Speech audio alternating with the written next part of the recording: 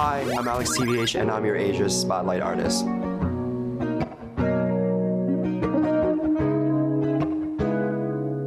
Forgettable, traumatic, fun. I grew up in a small little town in Sarawak, and I have really great friends that I hang out with. Like, we would hang out at the beach most weekends, and it gets a bit repetitive, but I feel like that kind of grounds me a little bit.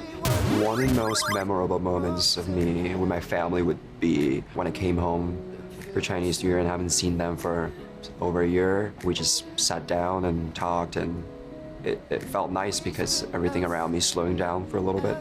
Probably like very stereotypical answer, but it's a bubble tea shop. Like, I mean, it's a small town, so when there's like the first bubble tea shop opening in that city, everyone kind of just clamors around and lines up and tries to like get their hands on their first bubble tea. So I was one of those kids, you know, spending 2 hours in the line waiting for like just a subpar shitty boba, but it was great. Backstreet Boys, all the boy bands, because my mom, like, I have huge crushes on them. Love you, Mom. I remember, like, one of the more vivid memories I have was when I was in the living room with my mom and we were dancing to Jennifer Lopez's Let's Get Loud live version. When I was 18, that I started listening to, like, a lot of R&B, and I think when I was in college, R&B, like the minimalist R&B really took off, and people like HER, people like 2016 Sabrina Claudio, Daniel Caesar, when like R&B had a resurgence. That's when I realized, wow, maybe this is like the kind of music that I can finally confide to. Sinead Harnett's If You Let Me is definitely like the beginning of like me realizing, wow, I felt it on a personal level. Like every day after school, like I would put on my headphones and just like study the music essentially, and like that was the start of me realizing like how music can just form like a deep connection. I've always had a thing for music production. Like I first iPad when I was 13 or 14 years old. I started off with Logic Pro actually, but yeah, I never realized I was really into music production until I listened to Flume, I think. Flume really kickstarted the whole like urge to want to start making music.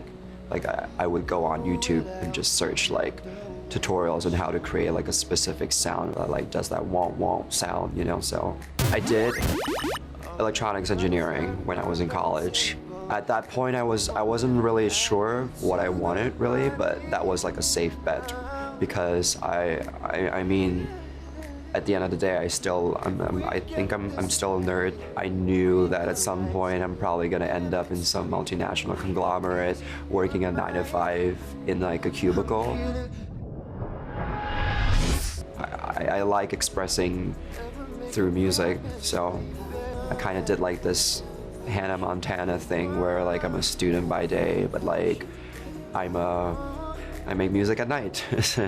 And it kind of went well for a while, but like towards the end of the semester I realized music life slowly engulfed me. The moment when I realized like, okay, shit, music can be like my thing would definitely be like that one time when I woke up and I checked my SoundCloud statistics, because you know, like every other emerging SoundCloud artist, you want to check your statistics, and I have like 2,000 plays in one day. I was so stoked about it. I was like, oh my god, this, like 2,000 plays, like this is it. So dream big is all I can say.